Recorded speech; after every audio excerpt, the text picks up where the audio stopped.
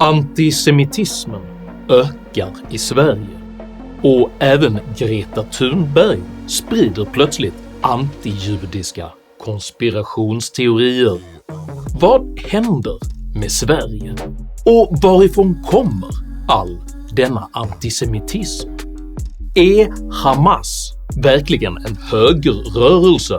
Och vad händer med en demokrati som allierar sig med antidemokrater?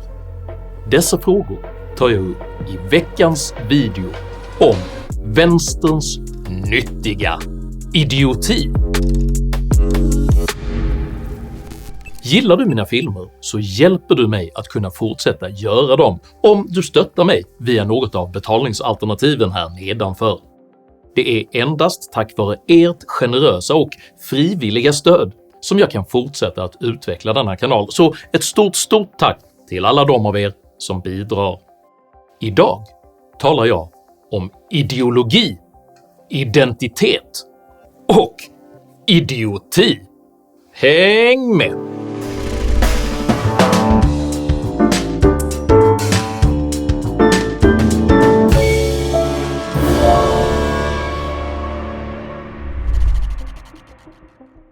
Termen nyttig idiot beskriver en person som omedvetet främjar en politisk agenda som man inte förstår konsekvenserna av. Från förhållandet till Hamas och dess högljudda supporters till den gröna rörelsens etiska och praktiska haverier står just nu vänstern mitt i ett exceptionellt bryskt uppvaknande till det faktum att man under decennier varit just nyttiga idioter. Denna kallsvettiga urvakenhet uttrycks just nu på område efter område, där man stammande och trevande plötsligt finner sina relativiserande förklaringsmodeller moraliskt förkastliga och sina politiska lojaliteter oförsvarbara. Ett exempel på detta är hur Sveriges Televisions Agenda nyligen ägnade över 13 minuter åt att diskutera Sveriges växande antisemitism, utan att en enda gång nämna de enorma grupperingar som helt öppet hade skanderat antisemitiska ramsor mitt i centrala Stockholm. I spåren av kriget mellan Israel och Hamas så ökar antisemitismen i Sverige. Vi har väl sett en ökning nu på senaste tid och vi bedömer väl situationen som allvarlig helt enkelt. Utan att ens nämna de pro-palestinska demonstranternas antisemitism lät Agendas redaktion istället vd:n för den kontroversiella antirasistiska verksamheten Expo betona att även islamofobin växer, om än inte i samma omfattning. Vi ser också, även om det kanske inte har samma volym, islamofobi spridas dessutom. Expo granskades redan 2018 av Totalförsvarets forskningsinstitut tillsammans med våldsbejakande vänsterextrema organisationer i rapporten “Den digitala kampen – autonoma rörelser på nätet”. Det stormar kring en ny rapport från Totalförsvarets forskningsinstitut där våldsbejakande vänsterextremism i Sverige och propaganda därifrån på nätet granskas. I texten nämns bland andra stiftelsen Expo. Daniel Pohl, som är ansvarig utgivare för den antirasistiska tidskriften Expo, tycker att FOI måste förklara sig. Vad jag har reagerat på är det faktum att stiftelsen Expo nämns på ett sätt så att det framstår som att vi är en del av den här miljön. Samtidigt har Expo återkommande kritiserats för att sammanblanda sin roll som granskare med vänsterradikal aktivism. Och det är alltså denna rörelses perspektiv som Sveriges Televisions Agenda väljer att lyfta fram i sitt reportage om antisemitism. På liknande sätt väljer Sveriges Televisions Aktuellt att betona den aktivistiska organisationen Amnestys syn på Israels motoffensiv som krigsbrott. Idag så kom också en granskning från människorättsorganisationen Amnesty International. De anser att Israel har begått flera krigsbrott i bombningarna av Gaza. För ett år sedan kritiserades Amnesty efter att man anklagat den ukrainska militären för brott mot internationell människorättslagstiftning eftersom de placerade militära mål i civila bostadsområden. Ukrainska styrkor utsätter civila för fara genom att placera baser och vapensystem i befolkade bostadsområden som skolor och sjukhus. Att vara i en defensiv position frisvär inte Ukrainas militär från internationell humanitär lag. Varken Amnesty eller Aktuellt gör i reportaget något motsvarande ansvarsutkrävande rörande det faktum att även Hamas konsekvent och strategiskt placerar militära mål just i civila byggnader och bostadsområden. Istället ligger rapporteringens fokus uteslutande på Israel som förövare. På samma linje ansträngde sig Sveriges Televisions nyheter nyligen till bristningsgränsen när man pressade fram formuleringen “flera personer försökte få tag i passagerare” som beskrivning av hur en antisemitisk lynchmobb stormade en flygplats för att mörda judar.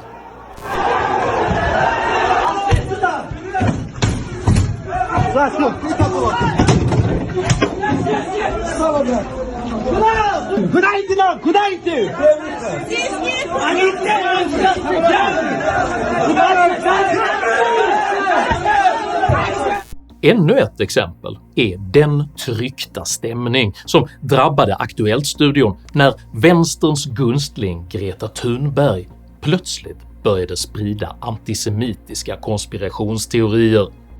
Och Fridays for Future får nu kritik för att sprida antisemitiska budskap och ge näring åt konspirationsteorier.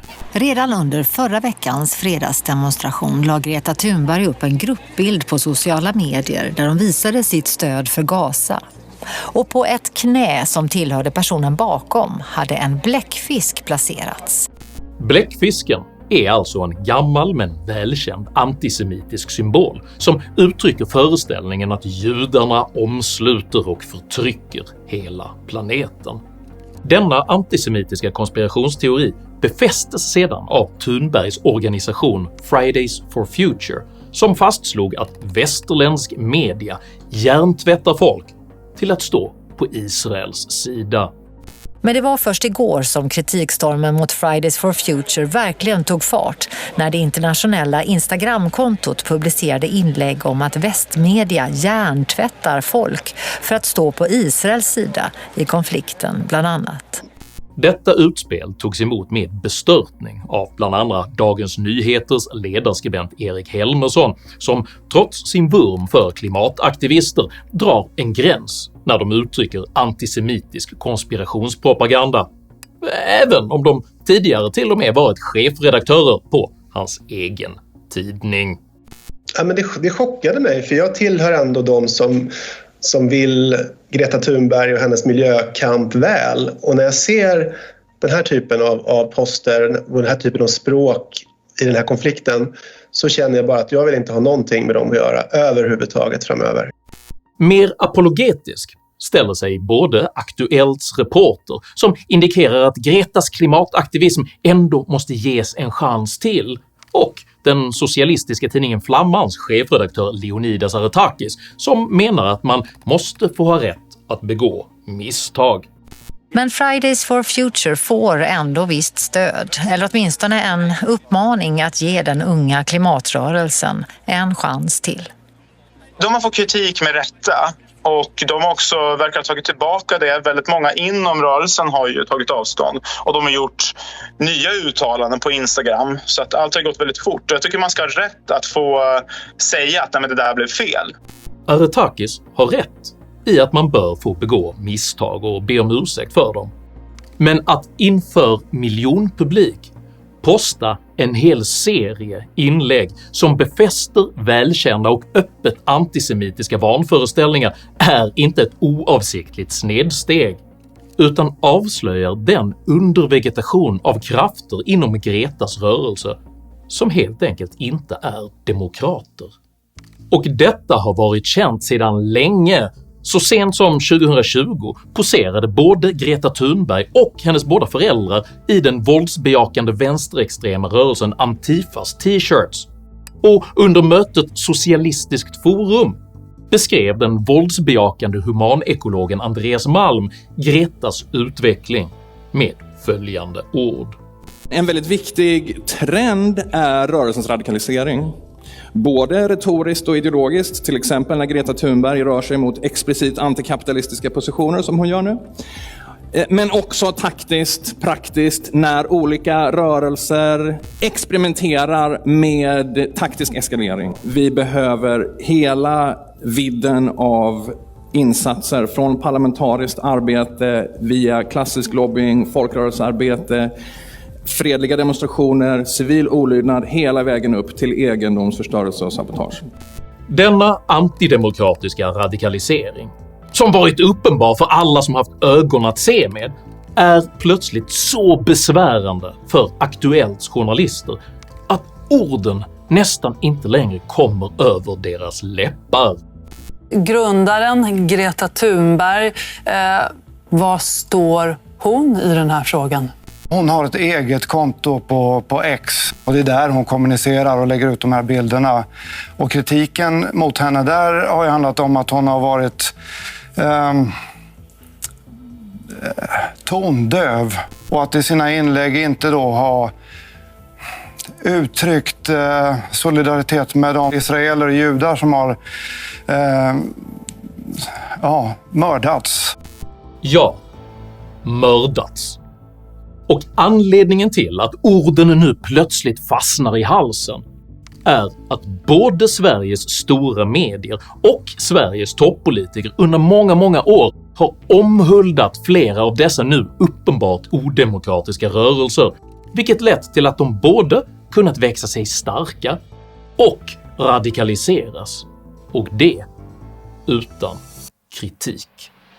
Vänstern måste på grund av detta i desperation nu flytta fokus från det faktum att man under decennier stöttat och hyllat grupper som faktiskt vill förgöra det västerländska samhället, och att man först när giljotinerna börjat falla inser att dessa allierade inte alls delar vurmen för feministisk snöröjning och pappaledighet. Vänstern försöker därför plötsligt rekonstruera sina värsta forna scenkamrater som högerrörelser i vad som rimligen bör beskrivas som lika delar självbedrägeri och politisk opportunism. Därför beskriver nu både Anders Lindberg och Göran Greider plötsligt Hamas som en högerrörelse. Samtidigt ansåg vänsterns uppburna feministiska och identitetspolitiska filosof Judith Butler det vara viktigt att efter valsegern betrakta just Hamas som en progressiv vänsterrörelse. Yes, understanding Hamas, Hezbollah as social movements that are progressive, that are on the left, that are part of a global left is extremely important. Vid samma tidpunkt krävde även både Miljöpartiet och Vänsterpartiet att Hamas skulle bjudas in till Sverige. Ett par år senare publicerade även Aftonbladet den socialdemokratiska tro- och solidaritetsaktivisten Helle Kleins hyllningsintervju med Hamas ledare. Och 2014 valde Socialdemokraterna att unilateralt erkänna den palestinska stat som nyligen gett Hamas en politisk jordskredsseger. Sveriges antisemitism har frodats och vuxit sig stark på grund av att vänstern just på detta sätt gjort sig själva till Hamas och andra militanta rörelsers nyttiga idioter. Och sedan dessutom reducerat all form av kritik av detta till islamofobi och rasism. På grund av detta genomsyrar nu denna typ av attityder stora delar av den svenska förvaltningen.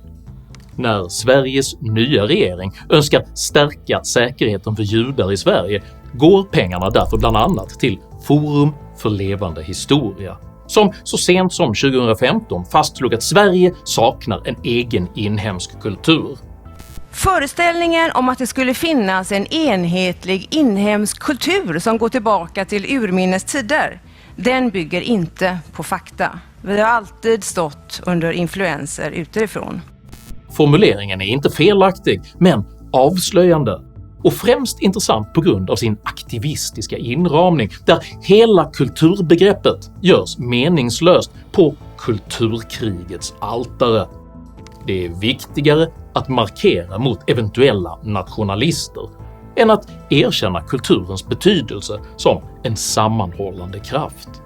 Samma typ av aktivism speglades nyligen när tidningen Fokus-reporter Henrik Sjögren i hemlighet anmälde sig till Forum för levande historias kurs för motverkan av islamofobi, där den tidigare AFA-medlemmen och Ship to Gaza-aktivisten Mattias Gardell undervisar svenska lärare.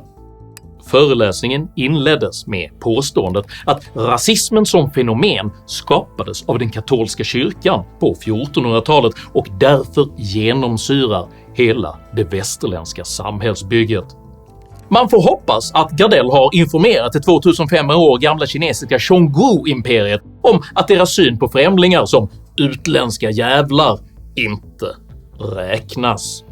På frågan om hur man som lärare bör resonera med elever som har väldigt svårt för människor som kommer från Israel svarar Gardell att islamofobi och antisemitism inte är samma sak.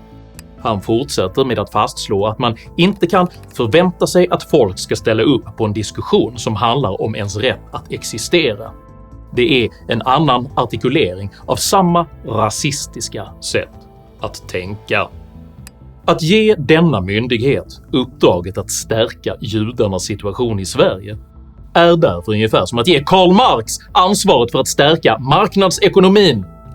Forum för levande historias skattefinansierade ideologiproduktion visar hur decennier av kritisk rasteori och fetischisering av Mellanösterns radikaler tillsammans har skapat den antisemitiska hydra vars huvuden nu dyker upp på allt fler platser i det svenska samhället. Det är således ett slag i luften när Sveriges nya regering tillsätter en undersökning för att ta reda på var antisemitismen egentligen finns någonstans.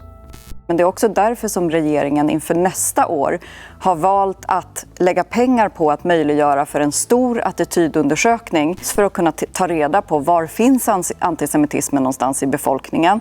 För det behövs ingen attitydundersökning för att finna antisemitismen. Antisemitismen sjöng allsång på Sergels torg i förra veckan. Antisemitismen körde bilkaravan genom Malmö stad för 2 veckor sedan. Antisemitismen stormade en flygplats för 6 dagar sedan. Och antisemitismen twittrades ut av Greta Thunberg alldeles nyss. Trots dessa tragiska omständigheter är det bra att vänsterns moraliska bankrutt nu avslöjas inför öppna ridåer och att samtliga av dess perversa lojalitetsband till antidemokratiska, antisemitiska och våldsförhärligande grupperingar slutligen exponeras. Den som på allvar önskar bekämpa dessa tendenser i det svenska samhället måste därför först rensa ut de vänsterradikala ideologer som förskansat sig på alla nivåer i den svenska förvaltningen. De traditionella medierna måste åtminstone kompletteras med högkvalitativa och vitala nya alternativ med både intellektuell och ekonomisk kapacitet att bemöta vänsterns kollapsande narrativ. Och en ny generation politiker måste tillåtas växa fram, där både konservativa, borgerliga och frihetliga röster inte längre ryggar undan från att förhålla sig till verkligheten så som den faktiskt är, utan ängslig hänsyn till vänsterns raseriutbrott och ordspel. Om detta inte görs kommer alla ansträngningar att motarbetas eller i tysthet att transformeras till sin egen motsats, oavsett hur mycket skattepengar en regering än investerar. För den som ger sig på att hugga enskilda huvuden av vänsterideologernas antidemokratiska hydra blir ingenting annat ännu en antisemitismens nyttiga idiot. Om du uppskattade innehållet i denna video så hjälper det mycket om du delar den med dina vänner och kanske till och med stöttar mitt arbete via något av betalningsalternativen här nedanför. Dela även gärna med dig av dina egna åsikter och erfarenheter i kommentarsfältet här nedanför, men jag ber dig att alltid vara artig. Jag accepterar inte aggression, personpåhopp eller rasism i mina idédrivna kommentarsfält.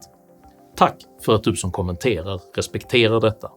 Jag heter Henrik Jönsson och jag vill exponera vänsterns nyttiga idioti så att Sverige kan kasta dess företrädare på historiens sophög. Tack för mig och tack för att du har lyssnat.